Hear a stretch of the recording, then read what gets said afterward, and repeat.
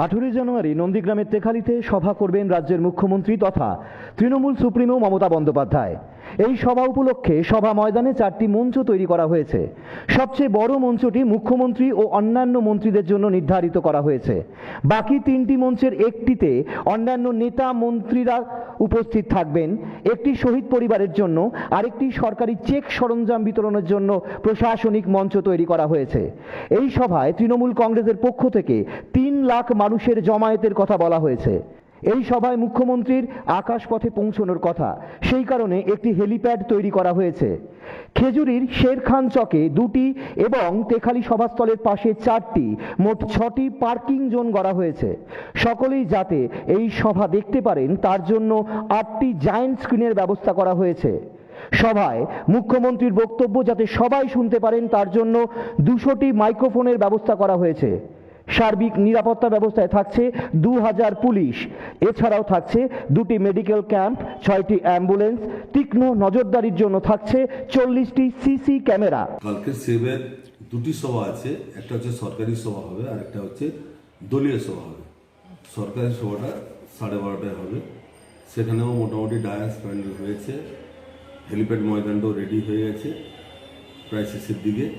আর দলীয় সভা যেটা হবে তার মঞ্চ হয়েছে এবং সামনে ব্যারিকেড করা হয়েছে, সিসি ক্যামেরা লাগানো হয়েছে, এলইডি টিভি বসানো হয়েছে এবং পার্কিং সব রেডি হয়ে গেছে। আমরা নন্দীগ্রামের মানুষ আশা করছি যে টোটাল জেলার উপরে যেহেতু সভাটা হচ্ছে, আমরা 2য় ব্রিগেড তৈরি করে দেবো। এই ধরনের জমায়েতটা হবে, আমাদের মানুষের জনস্রোত বইবে কালকে। আমাদের বাংলাতে সবথেকে বেশি জনসভা আমরা ব্রিগেড ছাড়া করিয়ে দেবো, এটা আমাদের মোটামুটি প্রস্তুতি। মঞ্চ 3টি মঞ্চ হচ্ছে, একটা ভিআইপি মঞ্চ, আর একটা হচ্ছে নেত্রীর মঞ্চ, আর একটা হচ্ছে শহীদ পরিবার মঞ্চ। 3টে মঞ্চ আমরা করেছি। এছাড়াও আমাদের কিছু যারা জনপ্রতিনিধি আছেন, দলের সর্বোচ্চ নেতৃত্ব আছে, তাদের জন্য 2 সাইডে চেয়ার দেওয়া হয়েছে আর সামনে লক্ষ লক্ষ মানুষ বসার একটা অ্যারেঞ্জমেন্ট করা হয়েছে। আমাদের দলীয়ভাবে 1000 আমরা স্বেচ্ছাসেবক দিয়েছি আর পুলিশ প্রশাসন তারা মোটামুটি ব্যাপক প্রশাসনের ব্যবস্থা করেছে। একটা কথা বলি, নন্দীগ্রামের মানুষ শিল্প বিরোধী নয়।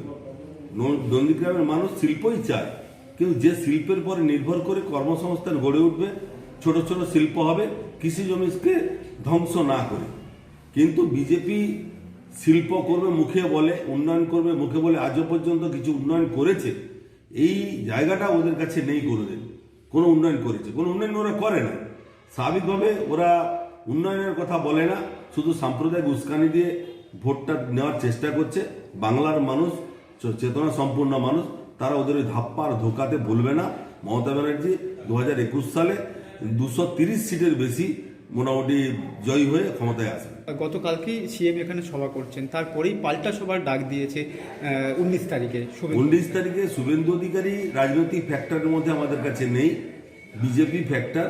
কিন্তু 19 তারিখে উনি হেডিয়াতে সভা করছেন। ওনার কি সভা, কি পাল্টা সভা বলে এইটা আমরা ধরতে চাই না। উনি করছেন করুক।